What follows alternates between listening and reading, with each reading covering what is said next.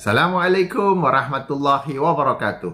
Telah sampai kepada saya sebuah video di mana Profesor Dr. Solehah Yaakob mengulas tentang kiraan hari yang baharu dan masa turunnya syaitan. Ayuh kita tonton dan dengar, kemudian saya berikan ulasan dan react. Bila kepada hari baru ialah waktu maghrib. Waktu maghrib tu dah kira hari baru. Kita kan kalau kita bulan Islam Muharram, satu Muharram semua tu kan, kita kena baca Yasin kah, kena baca doa-doa tu kan selepas asar dan sebelum maghrib, waktu maghrib kan bila masuk tu.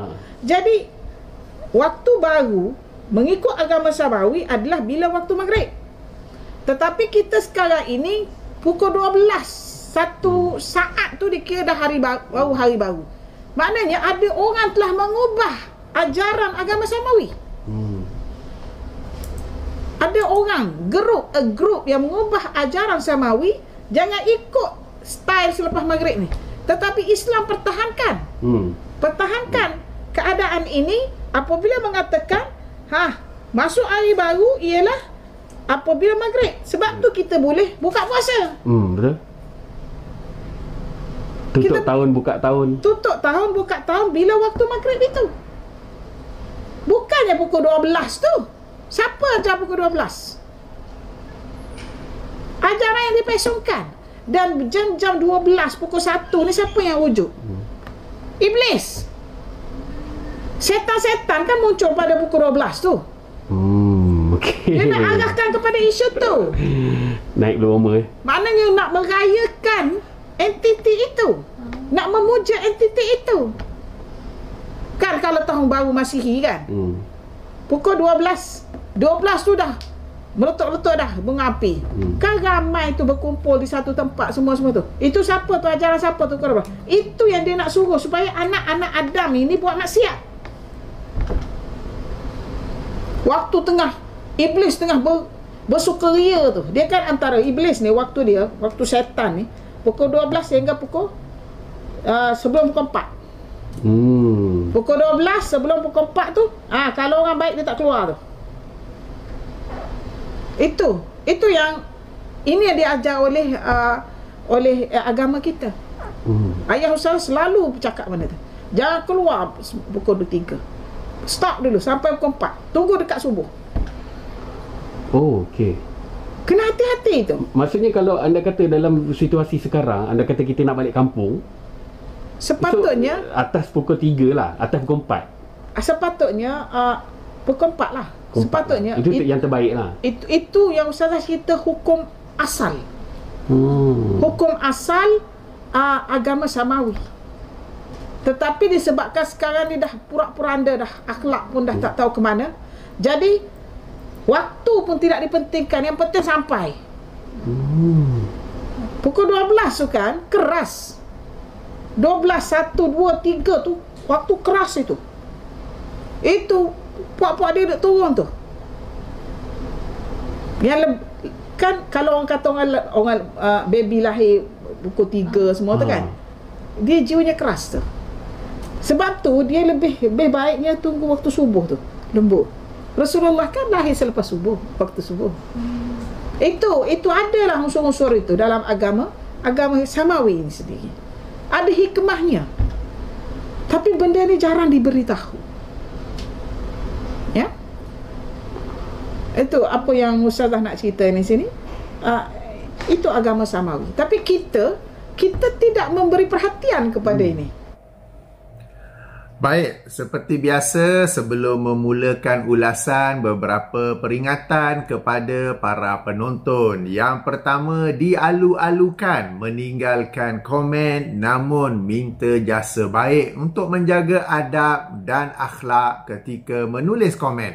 Ayuh kita jadikan video ini sebagai sarana untuk menambah ilmu dan mematangkan diri kita, bukan pula selainnya. Kedua, seperti biasa akan ada yang bertanya kenapa tidak hubungi Prof secara direct, secara terus dan berbincang secara tertutup. Kenapa dibuatnya video secara terbuka di media sosial ni? Maka jawapan saya, jika perkara ini saya bincang-bincang berduaan dengan Prof sahaja, maka saya akan highlight ataupun kemukakan pandangan saya dalam suasana tertutup begitu juga. Namun memandangkan perkara ini telah tersebar luas di media sosial, maka ulasan dan react saya adalah secara terbuka di media sosial juga. Okey, ayuh kita mulakan dengan ulasan pertama. Perkara pertama yang menarik perhatian saya ialah apabila Prof atau Ustazah, kerana beliau ada membahasakan dirinya sebagai Ustazah dalam video yang kita tonton tadi.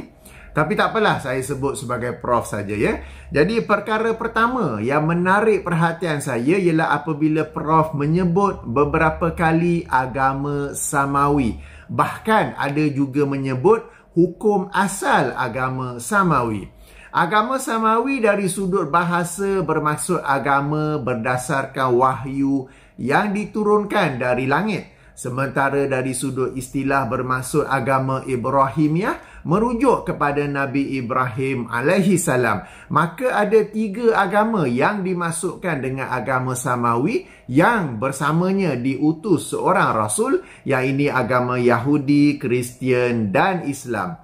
Lawannya ialah agama ardi yang berdasarkan budaya, daerah dan pemikiran seseorang dan bukannya berlandaskan wahyu. Agama ini tidak memiliki rasul seperti mana agama samawi. Contoh agama ardi ialah Hindu dan Buddha. Persoalannya, kenapakah Prof menyebut agama samawi? Bahkan hukum asal agama samawi. Ini kerana kita adalah umat Muhammad dan kita sepatutnya membicarakan agama yang diturunkan kepada umat Muhammad, yang ini Islam. Ya betul, semua agama samawi asalnya memiliki mesej tauhid yang sama, iaitu tiada Tuhan yang layak disembah melainkan Allah. Tetapi setiap agama samawi memiliki syariat dan manhaj yang tersendiri. Allah Subhanahu wa taala berfirman dalam ayat 48 surah Al-Maidah, surah yang kelima, yakni di pertengahan ayat, likullin ja'alna minkum syir'atan wa minhaja. Bermaksud, bagi setiap umat di antara kalian kami jadikan syariat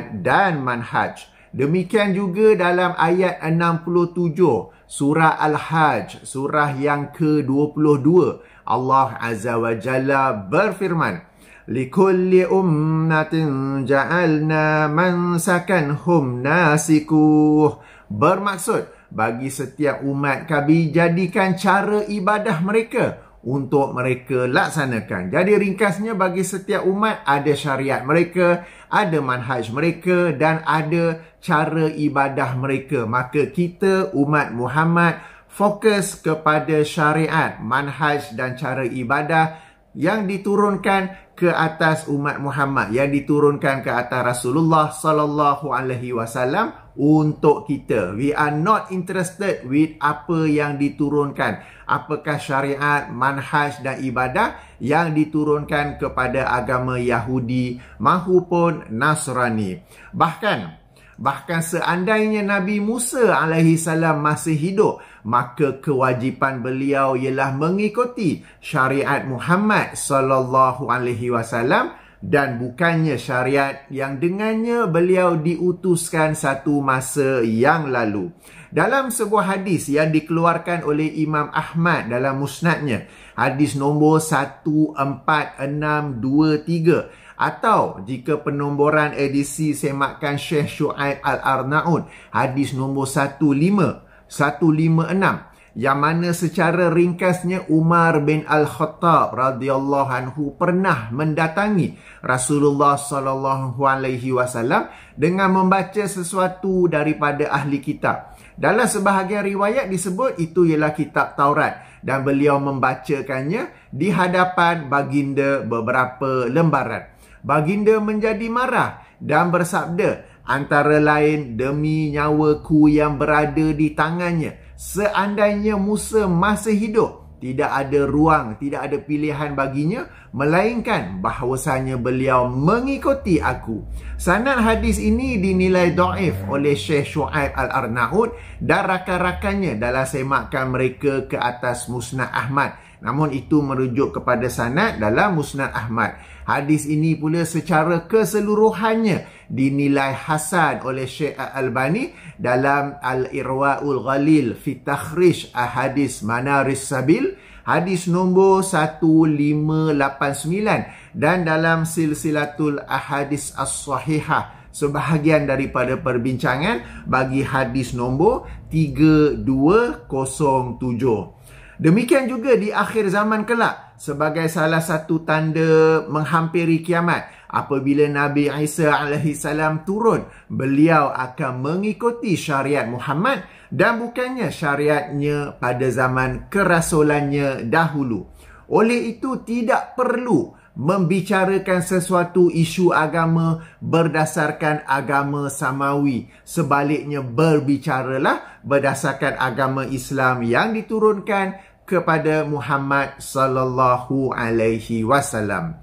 Baik, ulasan kedua, Prof menyebut tentang kiraan hari baharu dan kalender.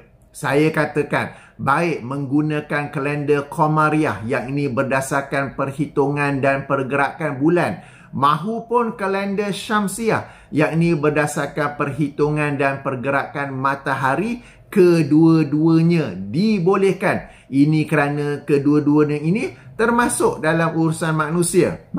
Ini kerana urusan kalender ini termasuk dalam urusan manusia, maka kedua-duanya dibolehkan, dipersilakan.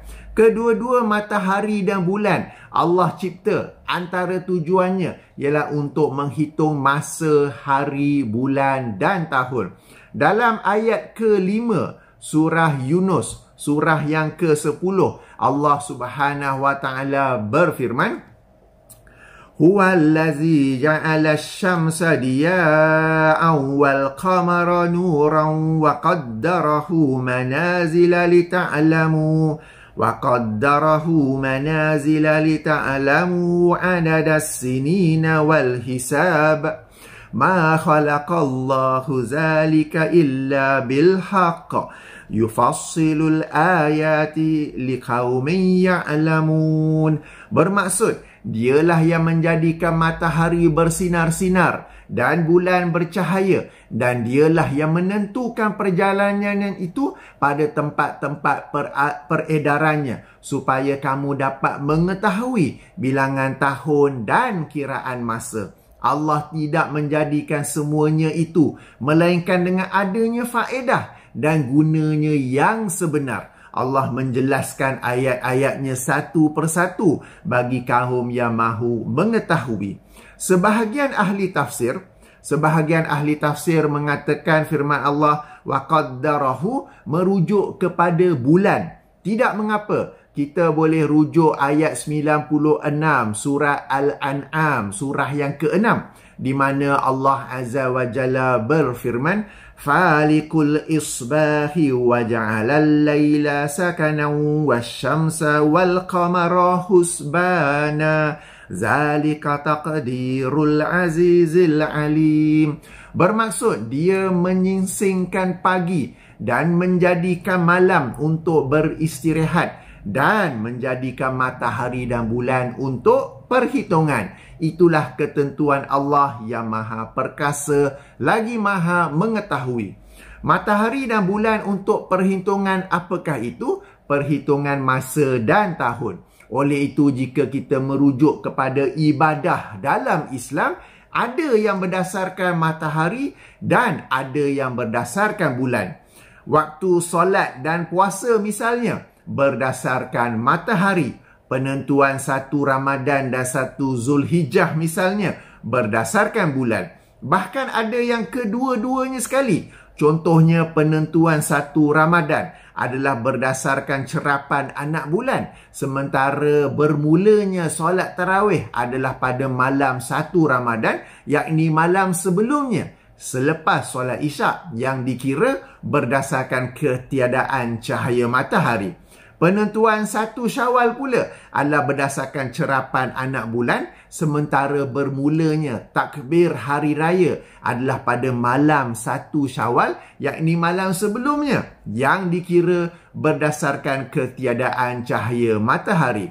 Oleh itu, tidaklah satu lebih Islamik berbanding yang lain kerana kedua-duanya adalah berdasarkan matahari dan bulan.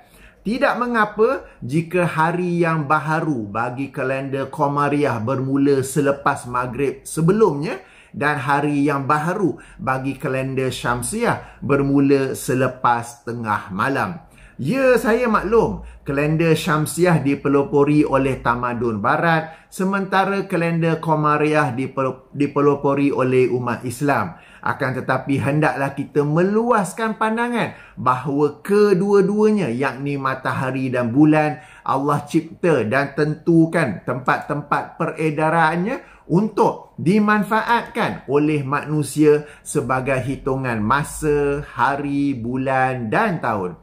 Saya juga maklum ada beberapa ulama yang melarang penggunaan kalender Syamsiah atas alasan ia adalah tasyabbuh, yakni menyerupai dan mengikuti orang bukan Islam. Saya katakan larangan tasyabbuh hanyalah dalam urusan keagamaan dan bukan dalam urusan dunia. Larangan tasyabbuh ya supaya kita tidak ikut ciri-ciri agama satu kaum lain, satu agama lain, dan bukannya dalam urusan dunia. Saya juga maklum dakwaan bahawa kalender Syamsiah mengandungi unsur syirik di dalamnya. Contohnya Sunday merujuk kepada hari Tuhan matahari. Perkataan sun tu sun matahari, day. Sunday merujuk kepada Tuhan matahari. Monday merujuk kepada Tuhan bulan, moon kan? Moon day jadi Monday dan sebagainya.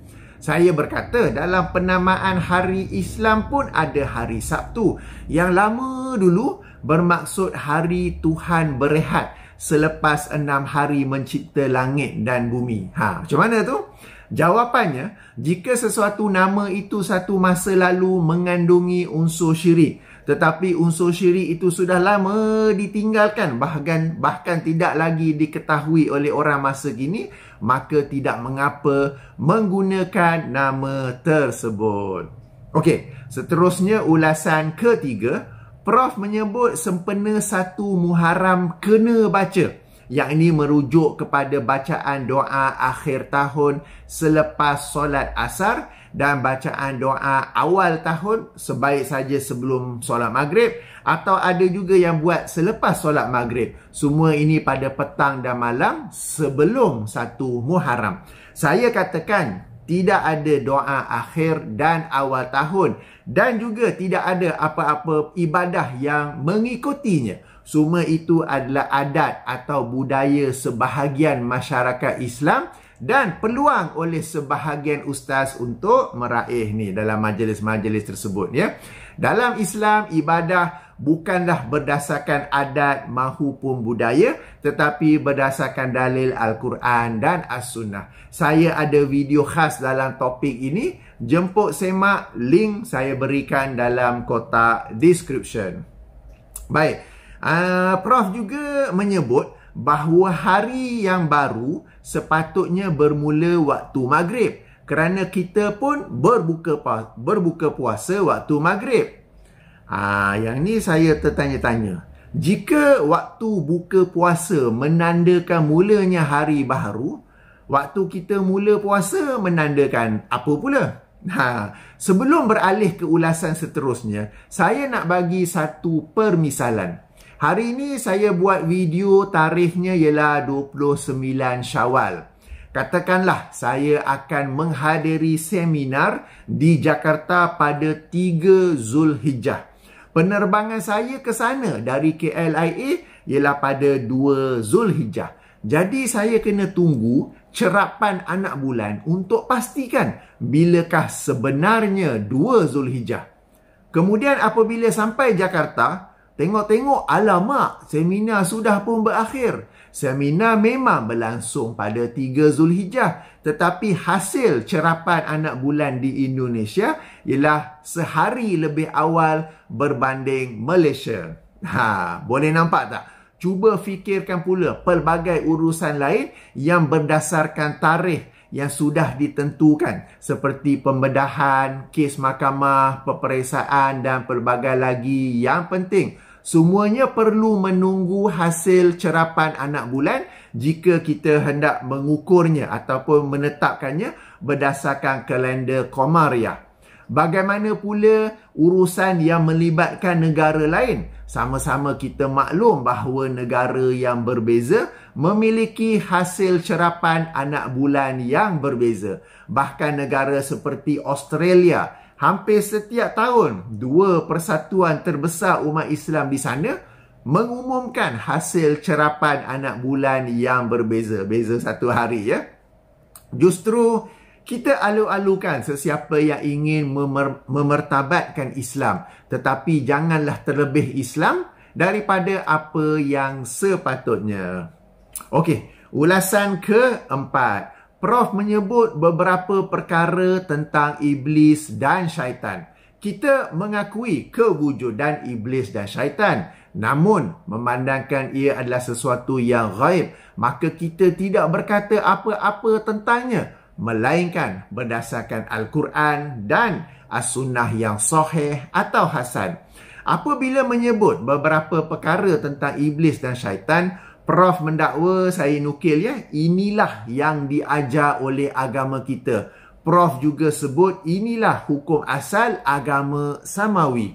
Maka saya tanyakan dalil, minta dalil bahawa waktu turunnya iblis dan syaitan ialah antara 12:30 malam sehingga sebelum 4 pagi.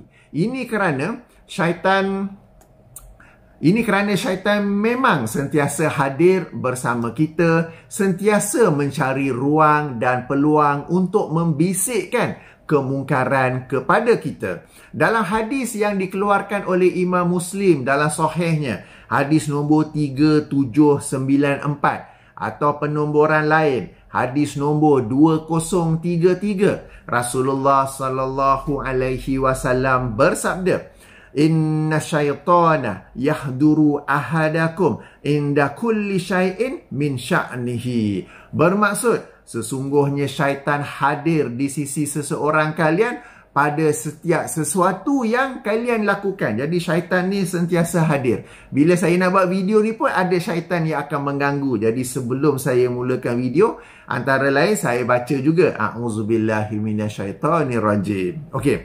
Seandainya yang dimaksudkan ialah waktu kemuncak, turun atau keluarnya syaitan, maka as-sunnah merujuk ataupun menunjuk ke waktu maghrib sehingga isyak dan bukannya antara 12:30 malam sehingga sebelum 4 pagi. Dalam hadis yang dikeluarkan oleh Imam Al-Bukhari dalam sahihnya, hadis nombor 3038 atau penomboran lain, hadis nombor 3280, Rasulullah sallallahu alaihi wasallam bersabda, "Iza stajnahal lailu aw qala junhul laili fakuffu sibyanakum fa inna syayatina tantashiru hina izin fa iza zahaba sa'atun minal isya'i fakhulluhum." Bermaksud, apabila malam menjelang tiba atau hari sudah gelap, maka tahanlah anak-anak kalian, maknanya tahan daripada keluar rumah,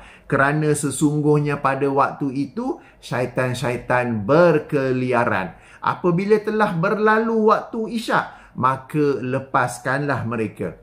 Maka hadis ini merujuk kepada waktu antara maghrib hingga isyak, dan hadis inilah yang diamalkan oleh orang-orang tua kita dulu, di mana mereka lazim melarang kita keluar ketika waktu maghrib, atau yang duk main bola tu sebelum maghrib masuk rumah, balik rumah kan. Mereka sebenarnya merujuk kepada hadis ini. Jadi, dari manakah datangnya waktu antara 12:30 malam sehingga sebelum 4 pagi tu? Okey. Kemudian Prof juga menyarankan jika ada yang hendak musafir seperti balik kampung, maka lakukanlah ia selepas 4 pagi. Sekali lagi, ini adalah saranan yang menyelisihi sunnah Rasulullah sallallahu alaihi wasallam. Dalam hadis yang dikeluarkan oleh Imam Abu Daud dalam sunannya, hadis nombor 2207, atau penomboran lain hadis nombor 2571 dengan darjat yang sahih, Rasulullah sallallahu alaihi wasallam bersabda, alaikum biddul jati fa innal arda tutwa bil laili. Bermaksud, hendaklah kalian bertolak pada awal malam. Maksudnya bertolak untuk satu perjalanan atau musafir, kerana sesungguhnya bumi dilipat pada waktu malam. Bumi dilipat ini adalah satu kiasan, bermaksud perjalanan akan terasa lebih cepat dan singkat. Okey, jadi sekali lagi saya bertanya, apakah dalil Prof? Yang Prof dakwa ia adalah sesuatu yang diajar oleh agama kita, bahawa waktu syaitan keluar atau turun adalah antara 12:30 malam sehingga sebelum 4 pagi. Jika ada dalil, apakah ia sahih dan soreh, yakni jelas sebagaimana hadis-hadis yang saya bacakan tadi? Okey, ulasan kelima, kita masuk bab kelahiran baby pula, bab kelahiran bayi ya. Prof mendakwa antara 12:30 malam sehingga sebelum 4 pagi ialah waktu keras, sehingga bayi yang dilahirkan dalam waktu itu akan berjiwa keras. Prof seorang wanita yang sepatutnya lebih faham bahawa apabila sampai waktu bersalin, seorang ibu nak tak nak terpaksa bersalin. Katakanlah pukul 12:30 tengah malam, air ketuban sudah pecah ataupun opening sudah sekian-sekian, tak silap saya 6 cm, bererti sudah sampai waktu bersalin. Boleh pula ke minta tangguh sehingga selepas 4 pagi? Ya, mungkin boleh induce, boleh adjust, tetapi itu sekadar usaha. Namun bila sampai waktu bersalin, nak tak nak kena bersalin juga ya. Kemudian bayangkan betapa ramai bayi yang lahir antara 12:30 malam sehingga sebelum 4 pagi. Bayangkan hati ibu mereka apabila mendapat tahu bayi mereka memiliki jiwa yang keras. Bukan sekadar itu ya. Katakanlah bukan lagi bayi tapi anak sudah pun besar, tapi degil semacam, nakal semacam. Ibu pun fikir-fikir, ni dulu lahir pukul 2 pagi ni. Prof cakap jiwa keras ni, keras ni macam. Ataupun bukan anak tapi suami, degil semacam, ego semacam. Dia cek balik, tanya mak mertua, ni lahir pukul apa dulu? Pukul 2 pagi. Patutlah keras. Kan? Sepatutnya Prof sebut bahawa Rasulullah, jadi sekatilah, sepatutnya bila nak dakwa perkara macam ni, kena ada dalil. Dan setahu saya tak ada dalil ya untuk mengatakan itulah waktu syaitan keluar, syaitan turun dan kemudian bayi yang dilahirkan itu berjiwa keras. Okey, seterusnya Prof sebut bahawa Rasulullah sallallahu alaihi wasallam dilahirkan selepas waktu subuh. Ada bukti sahih ke? Jika tarikh lahir pun diperbincangkan, diperselisihkan oleh para ahli sejarah, ini kan pula waktu kelahiran. Ya, mungkin dalam kitab-kitab sirah ada dijelaskan bahawa selepas waktu subuh. Namun yang saya minta ialah bukti sahih ya. Jika ada bukti sahih, dipersilakan berkongsi bersama kami. Baik. Jadi demikianlah 5 ulasan saya. Sebahagian daripadanya saya bertanya meminta dalil dan bukti kerana saya tidak mahu terus-menerus menuduh tiada dalil, tiada bukti. Sama-sama kita maklum daripada video react saya baru-baru ini, di mana seorang ustaz mentertawakan aliran lain atas sebab tiada hadis, padahal hadis tersebut sedia ada dalam Sahih Al-Bukhari. Oh ya, dalil dan bukti yang saya inginkan itu ialah daripada syariat Islam yang dibawa oleh Muhammad sallallahu alaihi wasallam kepada kita umat Muhammad, bukan syariat agama samawi untuk umat-umat terdahulu. Sekadar yang saya tahu, apa yang Prof cakapkan itu tiada dalil, dan dalil-dalil yang ada daripada hadis-hadis yang sahih menyelisihi apa yang Prof cakapkan itu. Tapi tak apa, giving you the benefit of the doubt, saya bertanya terlebih dahulu. Okey, saya akhiri dengan subhanakallahumma wa bihamdika asyhadu an la ilaha illa anta astaghfiruka wa atubu ilaika. Assalamualaikum warahmatullahi wabarakatuh.